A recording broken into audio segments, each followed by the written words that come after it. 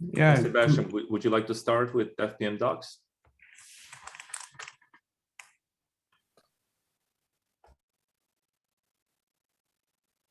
We can't hear you.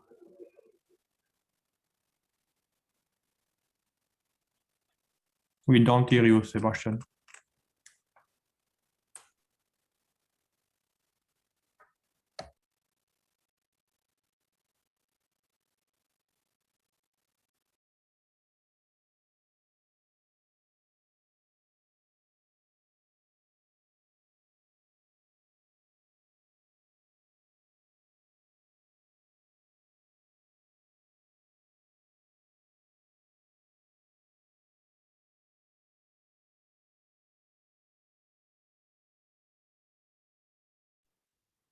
I'm not sure. Hi, Martin. Hi, Martin.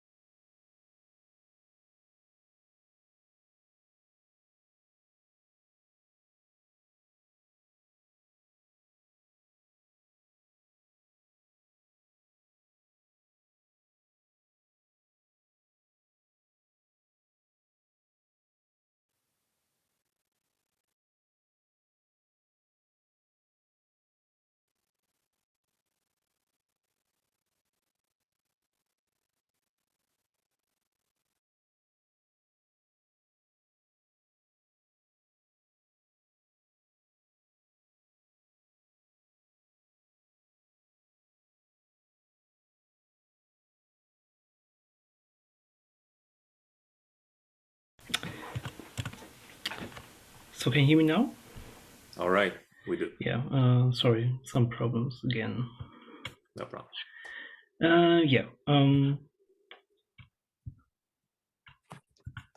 I wanted to give a quick overview over the FPM documentation I started.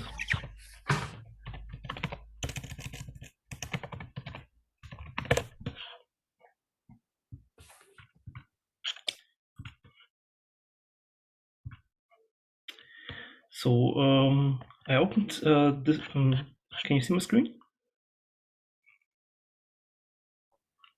Not yet. Still black. Okay. I could see it and then goes away. Is it now visible? There might be some delay.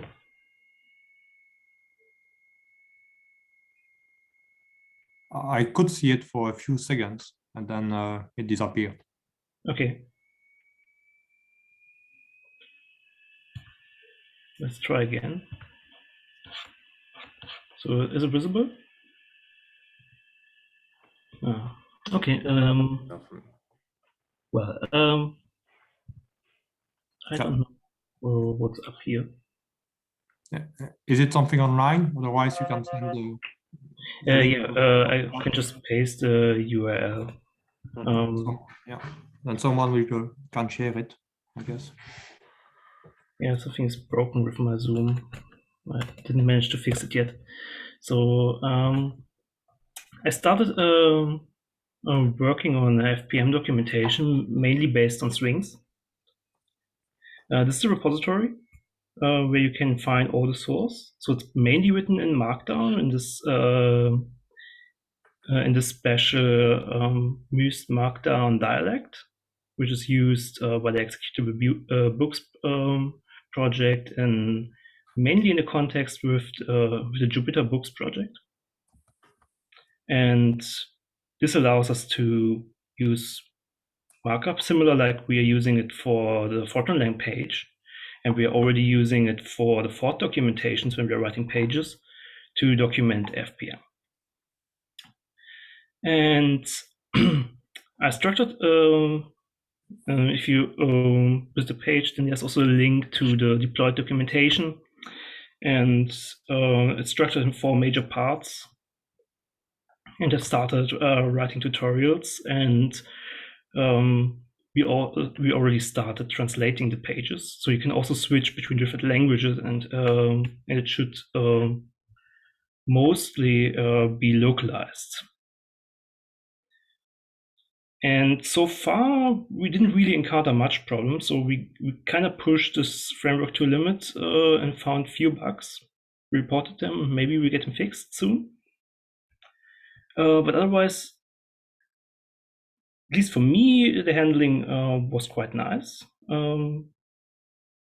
And apparently was easy enough to translate, so we already have 2 translators working on it.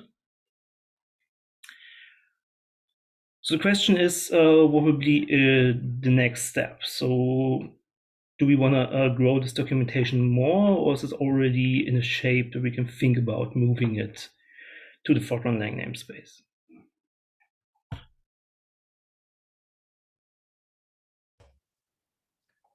I think it looks great, and you know, we could always grow it further, but I think it's fantastic as is, and if you'd like to move it to Fortran Lang, I'm all for it, and we can further grow it from there.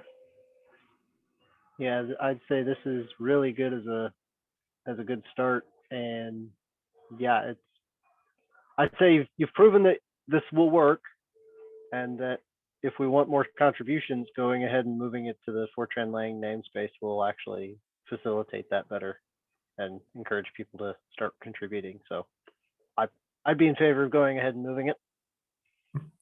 Yeah, I agree. I think it will give even more visibility to FPM with a website for the users, more than for the developers. So totally agree. Nice work. Yeah, Oh, no, I was gonna say I agree. We should move it there, and it looks very nice. I like the colors. You're very good at choosing the colors, both for this as well as the presentation you did in the past. So I think we are all in agreement. Yeah, there's then one technical thing we have to figure out, which is where do we want to host it, which is probably the fpm.fortranlang.org. And then we have to think about where do we move the API documentation, which we generate by Fort. And how do we get this workflow working together with the Fort workflow to deploy them both to the same web page? This is a minor thing to figure out. One option I could think about to just pull in the FPM repository from documentation and then build a Fort documentation in the actual deployment of the Swings documentation, and maybe offer option to manually trigger the documentation build or schedule it like every week to keep documentation in sync with the FPM repository, and we don't have to synchronize 2 repositories there. Can you do something like stdlib for each pull request accepted, or each merge is generated automatically? I don't like the strategy of standard lib pushing from one repository to another, but in principle this is possible. Is it necessary that the Ford documentation and the Swing documentation live in the same place and be deployed at exactly the same time? I mean, it's always an option to just leave them separate.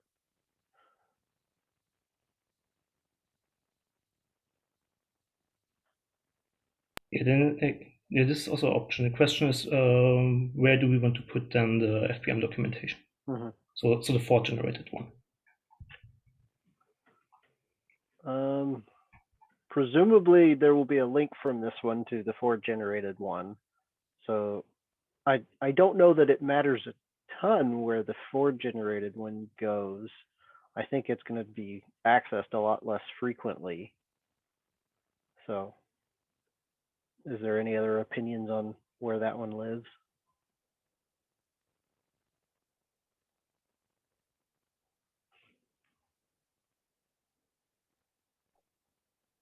Yeah, where it sits repo-wise seems like an implementation detail.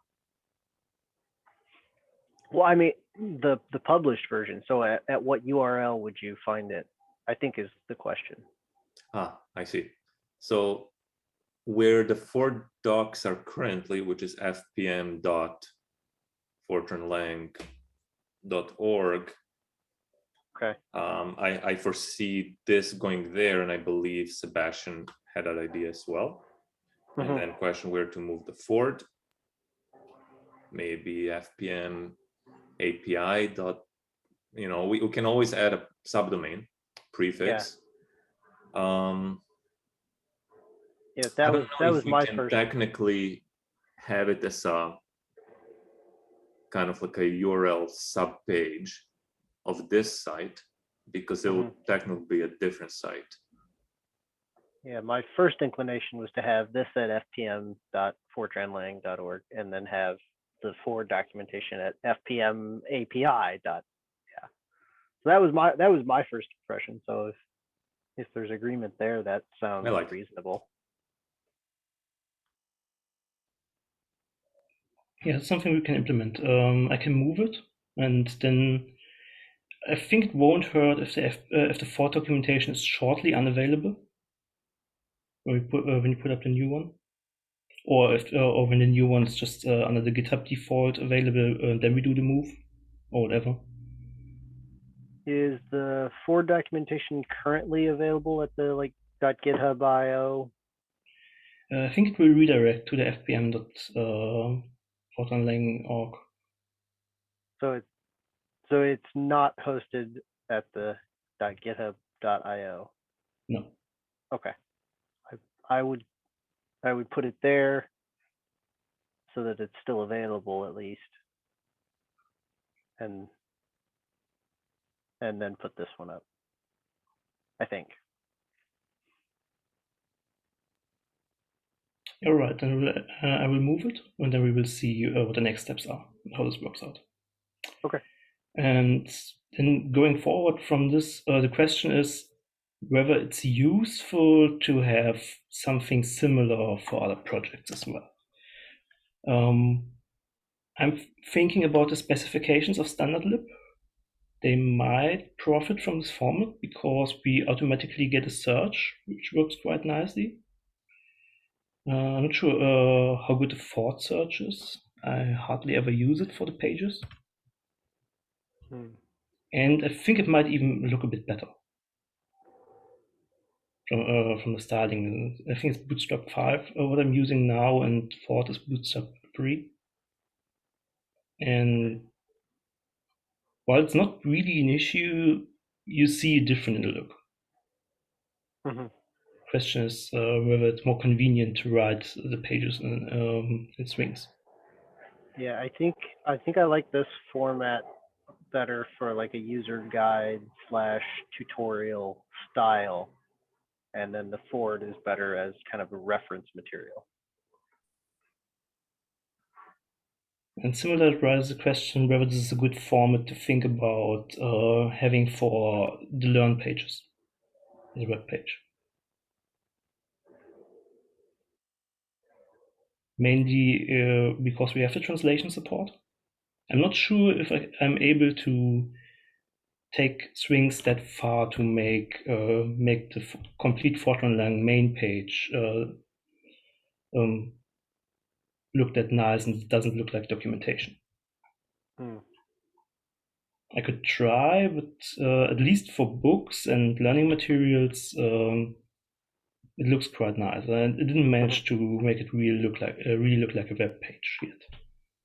I think with things you can do almost everything. I mean, we host our main website, and I think it doesn't look like a documentation only. Okay. It's just the question how much.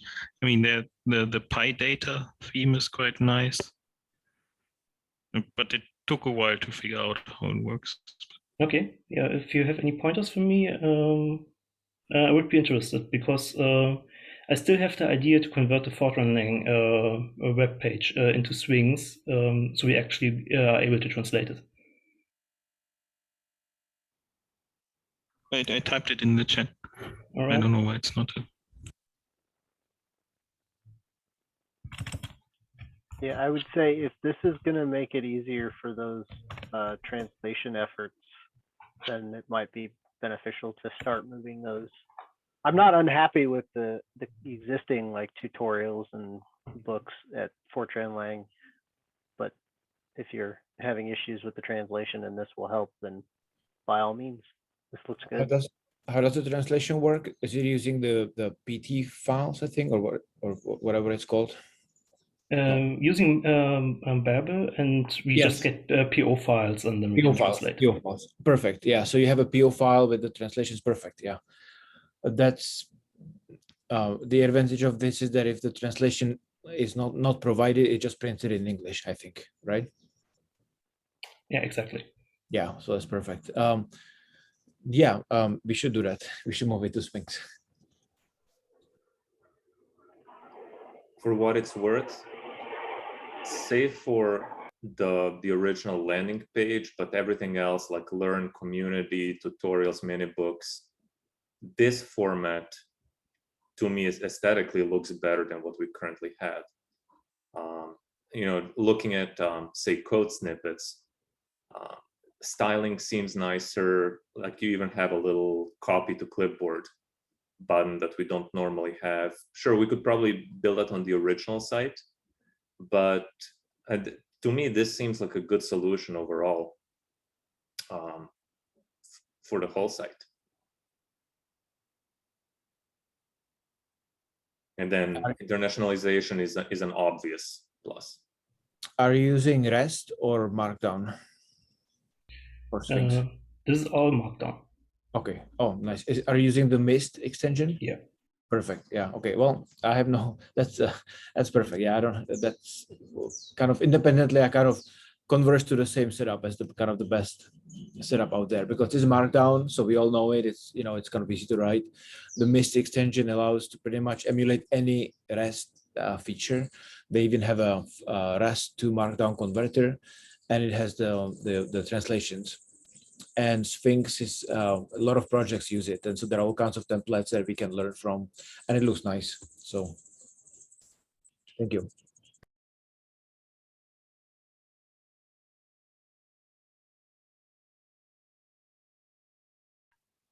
Yeah, since we have an agreement. Any other comment on that topic? Do you have enough information, Sebastian, or we need help? Or no, I will go ahead and move the repository, and then we can just start hosting a default name and then switch the domain names later. Yeah, sounds perfect. Yeah, thank you. Question of time. I propose that we move to the next topic. Milan, about the specs for template for. Very good.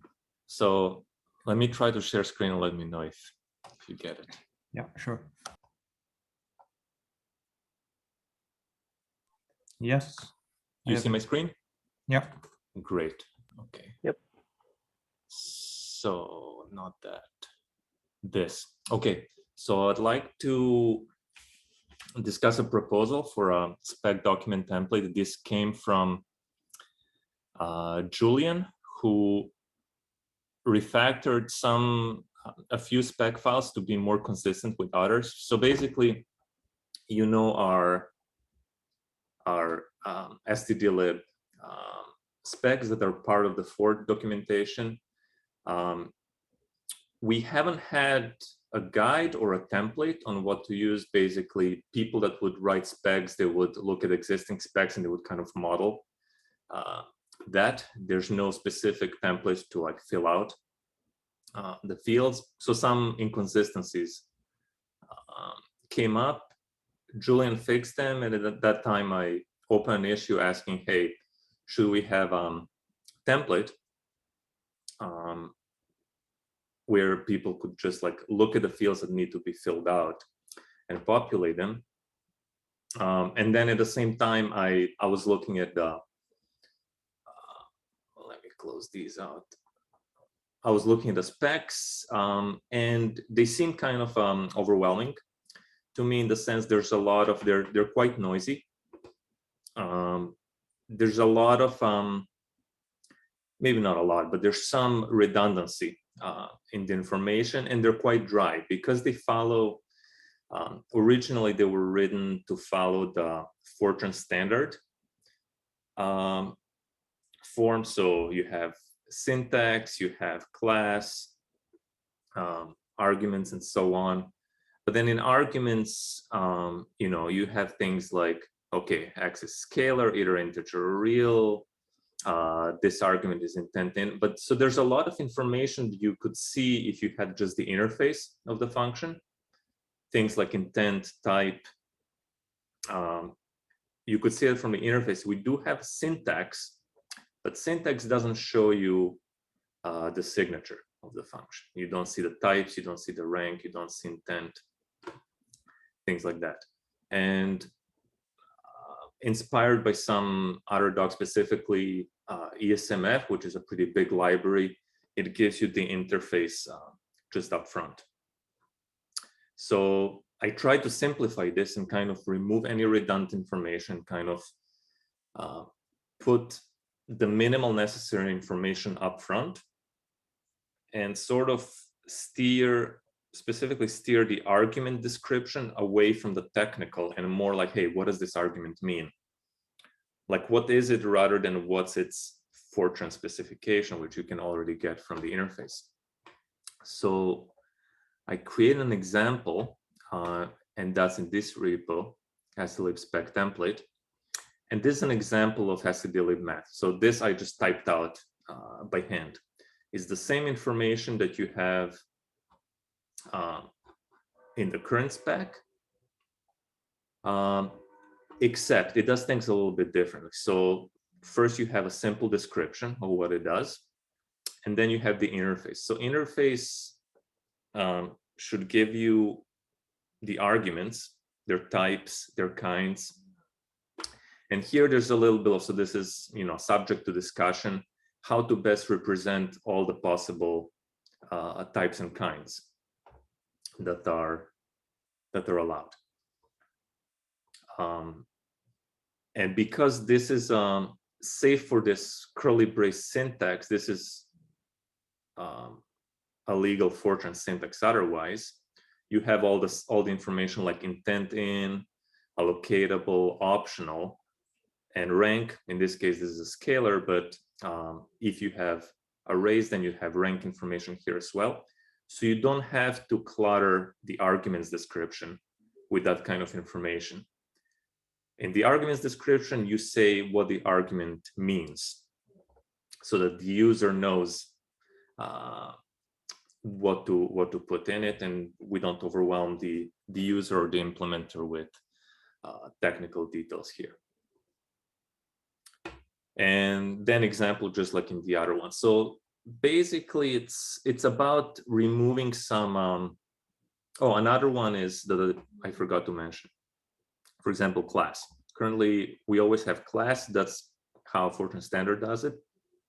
But this information is already available from the interface. So if this is pure, it's going to show here. If it's elemental, and likewise. Also, you know, function or subroutine, you don't need to specify that separately if you have it in your interface. So the idea is to sort of condense information that was scattered in the page into this snippet that's up front. And then to show you one more example, I think I have it here. Okay, so when you have a function that has two different interfaces, as in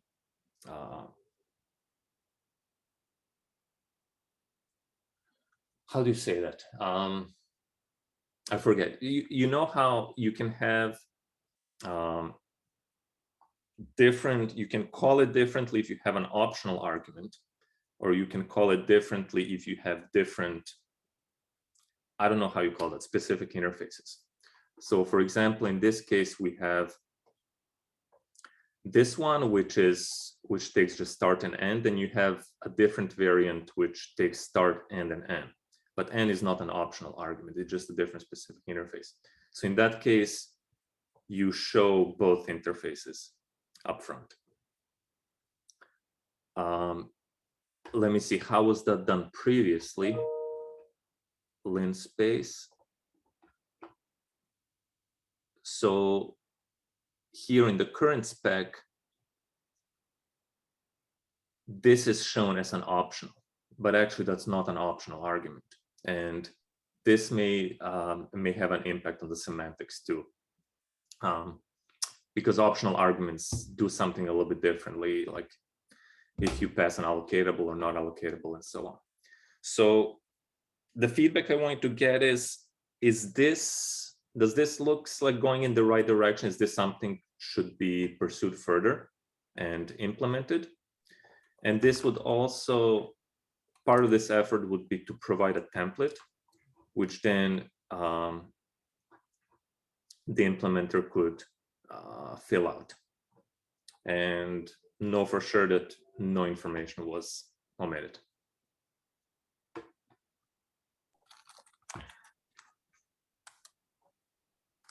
I like the idea. Just for example, for the function for starts with min, or I think even moment, there's a lot of different interfaces. I think there are 4 or 5 different functions with a lot of different optional.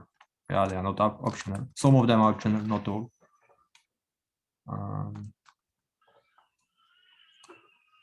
There are even 2, but each of the 2 includes several 2 other functions, I think. So would not be, if you mention all the interface, would not be too much? Or could you in some way summarize it? So you're asking if, say, for example, this one has 2 interfaces. Would it be too much if you say if there were more, would that be cluttering? Oh yeah, they are more. I think they are 4. So if we look at which one was a moment? Yeah. So you'll see there, I think there are for each, there is no, except the mask, the rest is not optional. So center is never optional actually. So you have at least four different moment functions that are all wrapped in one interface.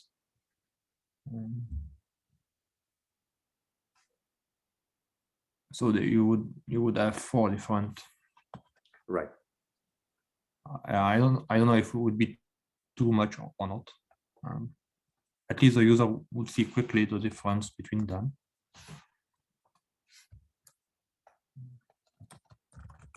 Otherwise, I like this. I mean, the description of the argument are only focused on what they are doing and not on all details like integer, reals, or optional or whatsoever. So it's much shorter and Though that, yes, though that can only work if we provide the interfaces, because if we show only syntax, then we need to have this information. Yes. About type intent. You just we need to find a correct way between the interface and.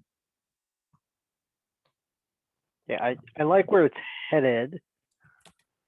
I think trying to be real strict about showing every specific interface. I kind of agree with Jeremy. We should have a little bit of flexibility in how that gets represented. But I think this is headed in the right direction, and having a template will hopefully reduce the burden for anybody who's interested in writing these documentation.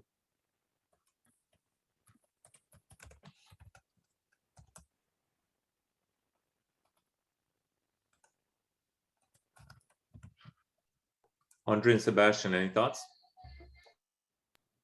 I think we should. Oh, sorry. I think we should have a template.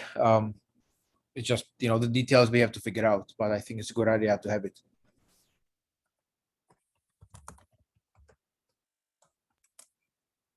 The interface idea looks quite nice. I think this makes it easier to read like more natural, like where you actually checking the source code.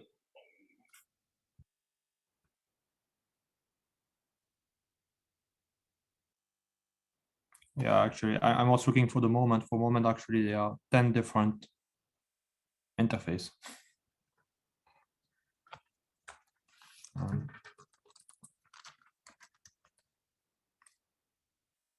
Yeah, so the center and mask are always are never optional, let's say.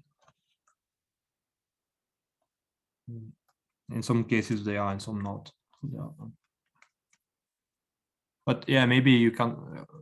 We could. Yeah, no, it would be wrong to, for example, to combine some of them and then while in. I mean, Yeah. what we don't want is to actually reproduce what Ford is producing automatically. So this is already there.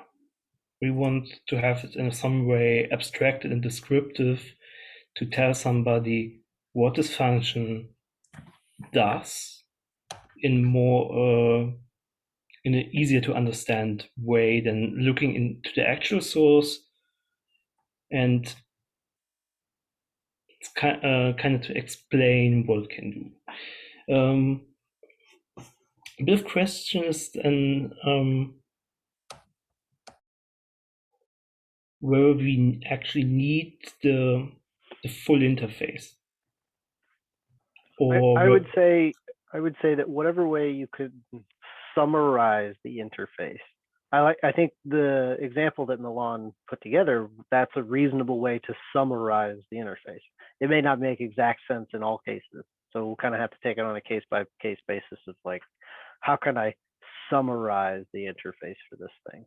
But yeah, this is supposed to be kind of a higher level general description, whereas all of the details you can find in the Ford documentation. Yeah, for example, here for the moment, we could summarize it with two different interfaces, mentioning that center and mask in the doc are optional. But yeah, in practice, they are not. It's just different interface, different functions. So yeah, not sure if it would be correct to just mention two interfaces here to try to summarize, to combine them to have a succinct representation, but then practice. Yeah, if it doesn't involve any problems, then I think there's no problem to try to summarize them. But if it can have consequences, yeah, that I'm not able to judge that. Yeah, but give one reference I just pasted in the chat, which I used to design the FPM documentations, and this is a framework for subdividing documentations, and I think it makes a lot of sense to really follow the scheme because it allows to focus in the respective for subblocks of documentation on particular tasks which the user wants to achieve if they're reading this. And if we're looking at the scheme like this, this reference block is what we already have with the Ford documentation. We don't want to reproduce this again when writing the specs.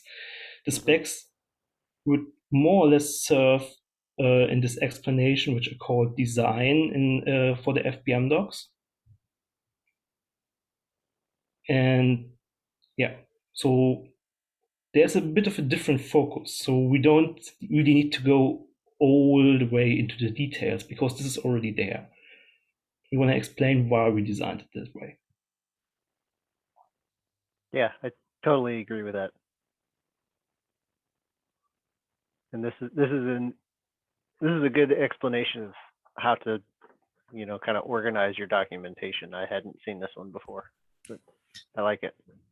But to me, I think there's, I mean, at least from my impression, there's a lot of overlap with what we have seen now and the real reference. I mean, is it, yeah, I think something like a how-to or tutorial would look different. So I don't see that it moves really out of the lower right corner.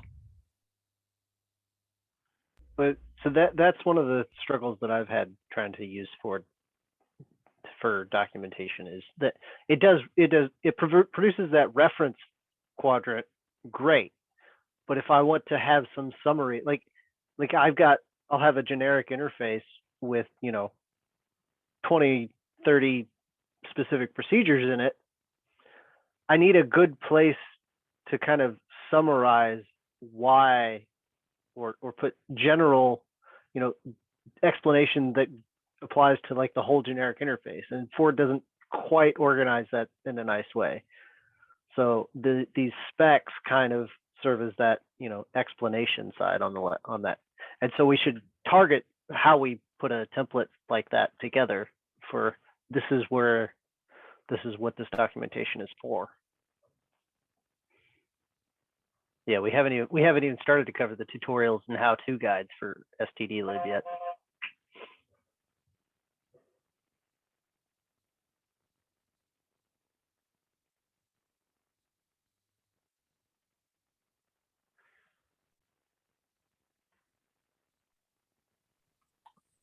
So the takeaways I got: a template would be welcome.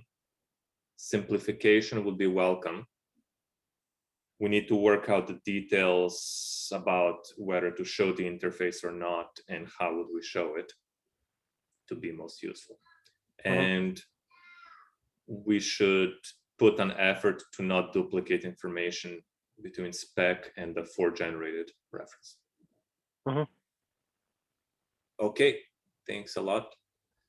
Yeah, I might suggest have a link to this in the template of like, we're target, when you're writing documentation from this template, this is your target audience and this is what its intended use is. Yep.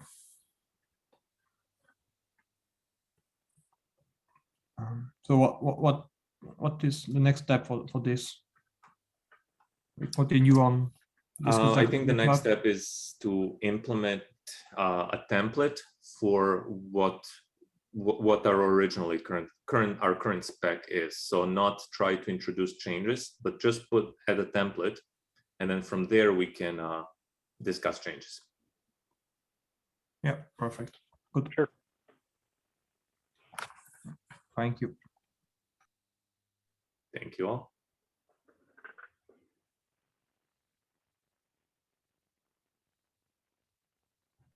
Hey, Jeremy, can I go ahead real quick with this one item since I'm already sharing screen? Yeah, sure. It should be quick. Okay, so Sebastian implemented a get line, which reads a single line from a file. Generally very, very useful. I use it a lot, and I'd imagine it would be used often if we are successful at repopularizing the language. So it's currently called getLine.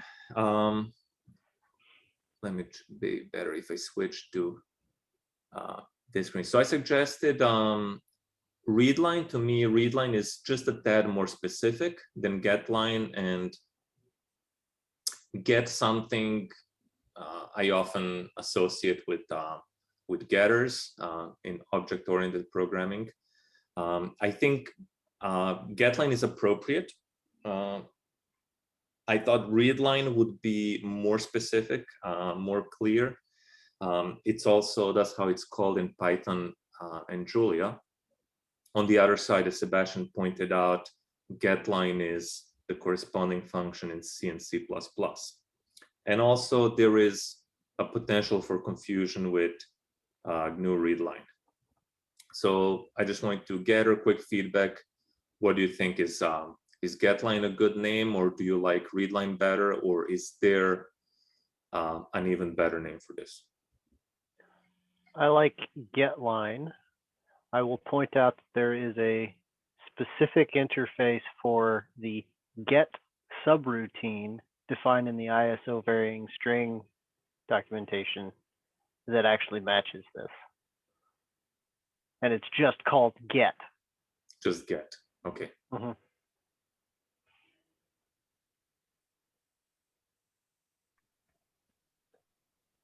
Yeah.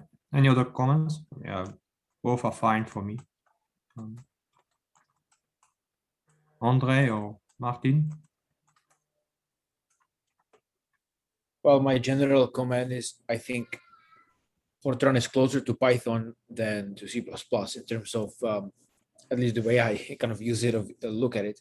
So from that perspective, readline will be better. But I think it doesn't. I'm fine either way.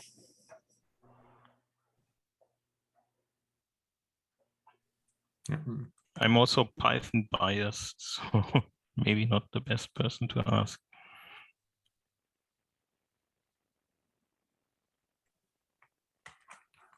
So Milan and Sebastian, it will be between you two.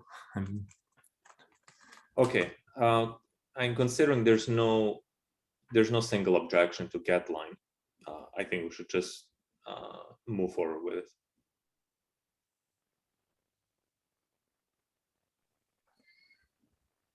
yeah, good. Okay, I'll stop sharing, and I think we can move on to the next item. Yeah, thank you. Thank you. Yeah, so the next item is about introducing C and C++ code into the standard library. So for a bit of context, William, I don't remember, introduced a pull request for adding some hash functions that is translated from C and C++ code, for at least 5 of them, if I remember well. And for testing is basically for the test is generating some keys with a Fortran program. Then there's another program reading the keys to transform that with to the hashes using a C program. And then there's a third step where there's a Fortran program reading the keys, transforming using the Fortran code into hashes, and then comparing the hashes from Fortran against to the one from C and C++ code. So in another pair, another pull request, I combine all the different things into one Fortran program, which call the different C and C++ function, and then I modify the CMake files and so on. And the CI also, I started to modify the CI also, such that the tests are running. Yes, so the main question I think at this stage is it fine to introduce C and C++ code as just only for testing for the moment? What is your advice on that? What is your, what do you think? I don't think there's any general issue with introducing C at least. And since then we also have EasyAccess to C++ compilers, having those and supporting those as well, at least for testing is okay. We have to be careful to not expose these dependencies in the final library. So we can't add the language at the top level. It must be optional in a way that can be disabled if the compiler is not found, because there's not really a guarantee that you have a C++ compiler around. While in practice, you always have a C++ compiler. If you have a C compiler installed, you can set up environments where this is not the case. So if you're in a Conda build, you not necessarily have a C++ compiler. Yeah, and yeah. We shouldn't rely on those are around. And then, of course, if this dependency comes in only in a very deep nested manual make file, this must be robust and can be a bit hard to do. Other thing is we currently can't compile C++ with FPM because we can't detect the files. I think they are not matched in the patterns, which we look for. And we don't automatically add the C++ standard library. This would be something you have to add manually for specific tests that needs this. Or if you're deploying them and then just want to remove them, you have to prune them from the deployment.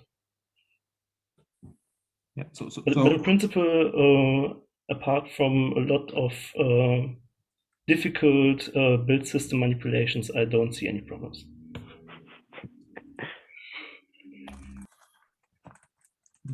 Yeah.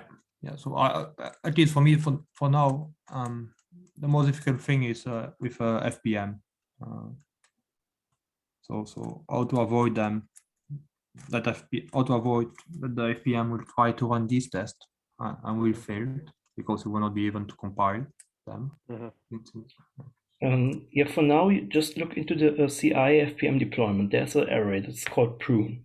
Just add all the files which depend on C or C++, and they get deleted.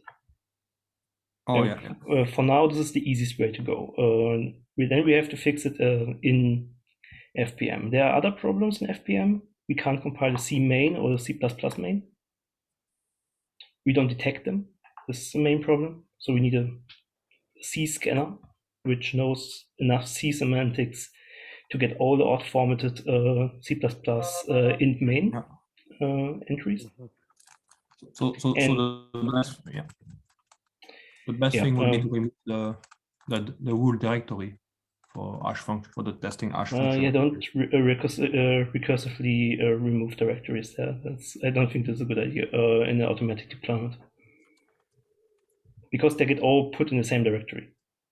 The whole structure gets shell out in the copying process. Oh yeah, true.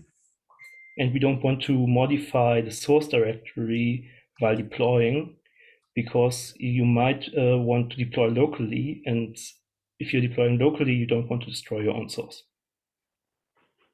So just deploy and then look for the files you want to remove, add them to the prune, and then redeploy. And then you can even do this locally. Yeah. Good. And the other thing, I think we really should look into getting FPM to be a C and a C++ package manager as well.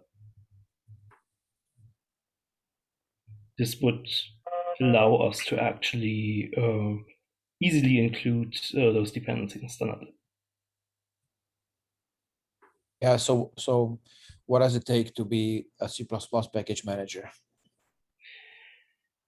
For easy C++ package manager, we first have to be able to detect the C and C++ main, which means we have to be able to do enough C scanning to detect the C main function. We can make some assumption that nobody is going to hide this function from us in the macro. If they do, we won't be able to detect it, but then it's their problem. Then we have to think, of course, in C, we don't have the strict line endings like we have in Fortran, so this might require a bit different logic in our very rudimentary scanner, which we currently have. And then I think we should be mostly fine. We just have to think about all the endings C++ code can have and headers. Yeah, it seems to me that it's also the linking the C runtime library and linking the C++ runtime library, detecting the C and C++ compilers. But yes. we should definitely do that because, well, first of all, I would actually even use it myself for my C++ projects. I thought about it, just don't have the time right now to like develop it on the FPM side, but I would use it. The only issues I can see, well, but even if we only use it for the C kind of Fortran wrappers to C++ codes, that wrapper typically, I can easily see it might have some kind of a C++ file that maybe, well, actually for sure, it will have a C++ file that channels it through the C interface to the Fortran side. So we have to compile it, we have to link it. So we have to have this functionality anyway. So we can either kind of hack it as we currently do. We kind of look the other way and set up, kind of pass the correct flags as environment variables. That's one way to do it. Or we can design it properly as a proper C and C++ package manager. I mean, it's a subset of, it's not every C++ project can be compiled, but kind of approaching it with the same approach like we approach Fortran, which is will assume that you follow the layout, and you have to be willing to work with us, but if you are, it will work. And so for that approach, I think there's not much else that's really needed, I think, except linking the C++ correctly, down the road MPI correctly also. But I think we should just pursue it and do it. Well, there will be some issues. One is C++ modules. We have the code in place, but we have to parse them. And the other thing, which is really a mess, are precompiled headers. Not many build systems get them right. I only know of one build system which has somewhat good support for precompiled headers, which you sometimes encounter with C and C++, especially if you're linking to non-open source libraries. This will be more difficult to support. We have, but probably wouldn't be needed for a first prototype. But C++ 20 modules are very high on our agenda. We should support them as well. Yeah, I agree. So I definitely agree that we should be able to compile and link with C++. I'm curious, what would be the motivation for compiling and linking C and C++ main programs? Well, so that you can use it to distribute, so you can, for Fortran, for example, like once FPM can do this, I'm happy to rearrange Fortran so that it becomes just an FPM package. So the Fortran binary is a main, so it has a main function. So FPM needs to be able to handle it and correctly compile it and link everything. Or you have a C API which you define in your Fortran package, and you want to test it in your test suite. So you write a C main, which calls it. Okay. And the other part of this is to finish the CMake generation from FPM, so that then, if let's say I move Fortran to use FPM as the package manager, I still want to be able to compile it using CMake for people that don't have FPM or don't want to use it for some reason. So being able to tell FPM to generate CMake build files would be also helpful. Okay. Yeah, good. So the main message I get from this discussion. Oh, hi Aryan. We already started. Oh, we don't hear you. Sorry, no problem. I just had to make an appointment for another vaccination.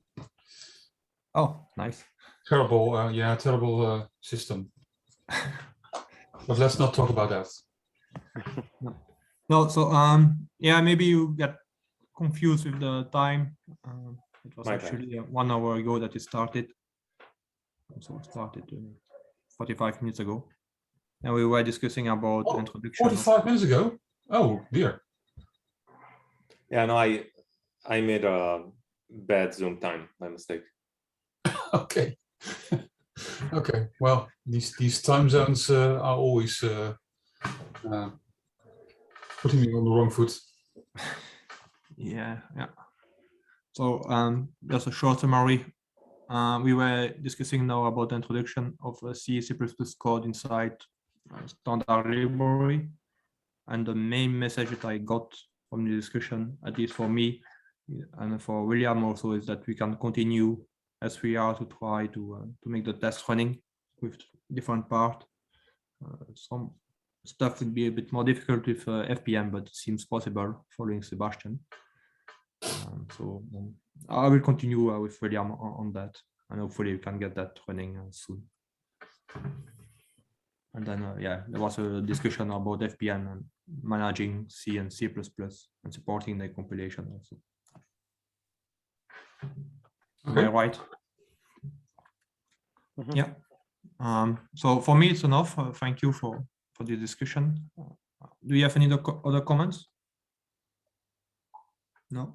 If not, there's still one topic on in the list. I don't know if you have time, if you want to discuss that now, or if we should move that to next month. If everybody agrees, let's do it.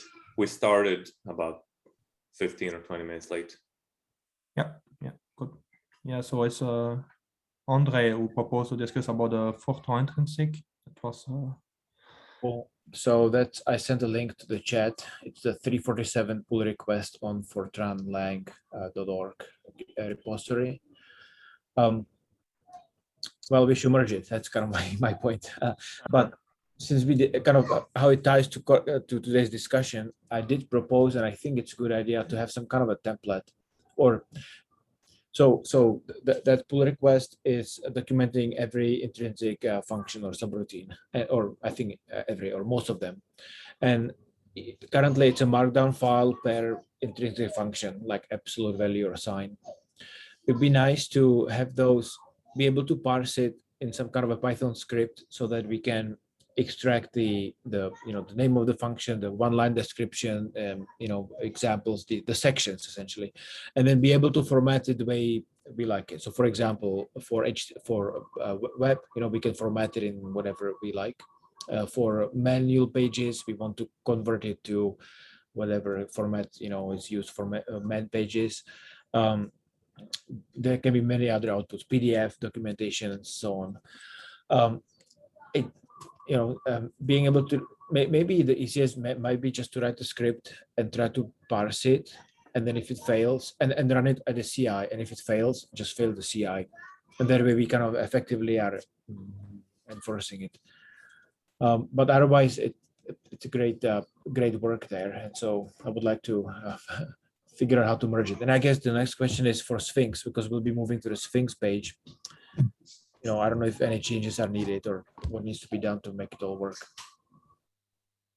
I briefly talked with John about this, and I think he is looking into what is needed to move to this other Markdown dialect. And I think even if you don't use all the specifics of this Markdown, you will already get it almost right. So just copying them over should be okay, and then we just have to figure out the specifics. And if I understood John's workflow correctly, he's actually auto-generating all those Markdown files currently. So none of those are made by hand. And sometimes if he changes some of the formatting, you will see like a huge patch which affects everything. So how is he doing it? I would like to kind of figure out how he's doing it. Well, I think he has them as a plain text. Then I think it's going through txt to man, and then going through the rough parser from pandoc to markdown. Okay. So he's already doing what I had in mind. Details are not that important, but it looks like he's generating it from some kind of a source. So what we should do is figure out, well, we should have that source as the source code and then generate it as a CI for whatever output you want. And even if it's convoluted, if it's using like a couple steps, it doesn't matter as much, because we can always down the road decide on a different format and just automatically generate whatever other format we like as the top source format.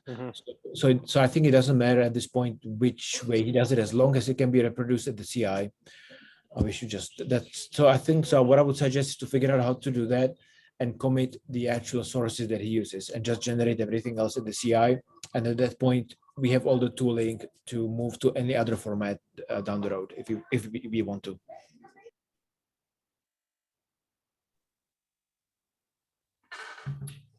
yes. Yep, I agree with what Andre just said. Me too. And Andre, what you just said, is that consistent with the very first let's merge it, or it would need to be remerged? Because I don't know. Currently the markdown files that are being so I submitted. think it's not. So I think we should not merge it. We should ask John to give us the source code. Because I did not realize until you said it that I thought the Markdown is the source code. I did not realize he's generating it, so we should wait on it. And so I'll ask him as a comment in the pull request if he wouldn't mind committing the actual source code, and then we can help him generate the Markdown automatically at the CI. Does he still need? Alternatively, Does I'm he sorry, still need Arjen. contributions? He was asking for people to contribute, but I haven't seen much so far. You still asking for people to join him? Yeah, I think so. But he's moving quite fast, Yes. introducing changes. So I didn't really find time to look into it yet and figure out how to contribute before there's already again a change. So independently of on the stage of whether we have a tool chain to add something new, at least getting something onto the web page which is at least stable that the user can see it and the usual Fortran lang and have an option to contribute back would already be a first step, because then we have a fixed point. We should ask in the comments if he thinks that it is ready now, or if he wants to continue working on it for a little while. Because there's a lot of tweaking still going on. And so far, I think it's getting continuously better. So I wouldn't, while I would like to have it on the web page, I don't mind leaving it a little longer open for everybody to look into it and maybe tweak it a little bit more. Well, Get some so feedback. okay, so how can people contribute? Because if he only commits the generated files, you cannot modify the generated files because that would destroy his pipeline. So how can people contribute? I'm not entirely sure, but I think the pipeline might go both ways. If it's a pandoc-based one, then you can always convert back from the markdown to the original source. Mm-hmm. I'm not sure if it's it might not be exactly both bidirectional. Like, there are some features of some formats that don't translate as well, and so it might not preserve if exact through a round trip. All right, so what I'm gonna do, I'm gonna ask him if he can help us explain how we can contribute. If we should contribute to the markdown files, if those are the top source, but it seems that they are not, which means I will ask him if he wouldn't mind committing the actual source code, how it's generated, so that we can. Other suggestion here. I think I know which project this is. So this is the which is part of the FPM man, which was at some point a Fortran intrinsic repository, and maybe it's worth that we ask him to move this repository under the Fortran namespace, because I think this contains the source he's building this from. And then we actually have a base and the own repository where we can work on this. I think this is more sustainable than working on the web page, which only contains the output. Yes. We just have to make sure that we find a workflow which can translate a different repository to something on the web page. But we're already doing this with the FPM registry. Mm-hmm. Yeah, I think it's a good idea to have. So, okay, in that case, we should look into moving it into Fortran lang if he's interested to have the essentially all intrinsics. It seems to me it's a repository for documenting every intrinsic, right?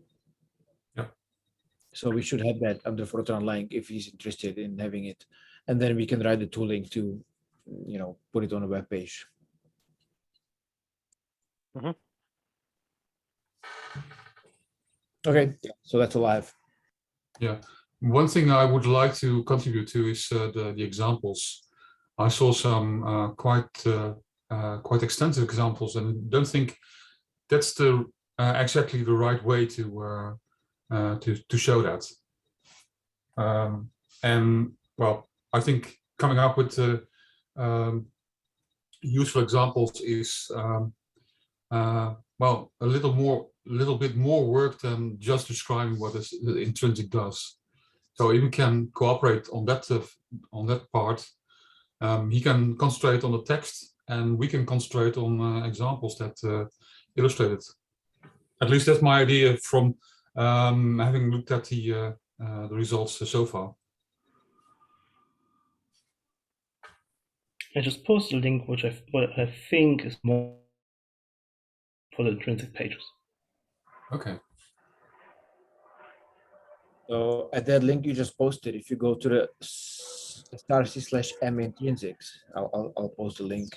Is that the main file? Because it has 20.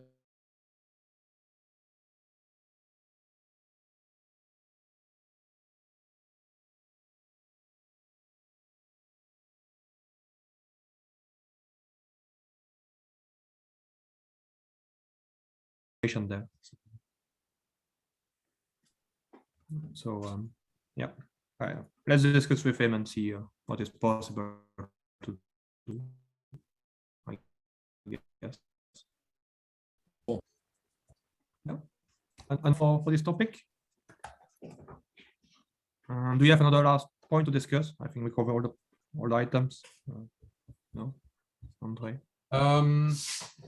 Jeremy, did you mention the article we were writing in the context of mathematics of arrays? No, not yet. No. Oh, okay. No. Go ahead. Well, then I just did.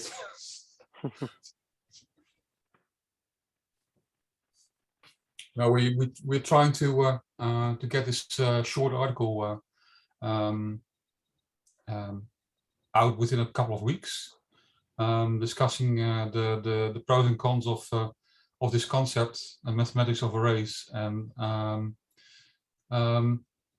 we're getting there. It's a nice experiment, and well, for the moment, indeed an experiment. See how it goes, and it might end up being a very nice idea. Yeah, I agree. And yeah, hopefully we can see some results and see what it results from there. Yep. Yeah. Look forward to it.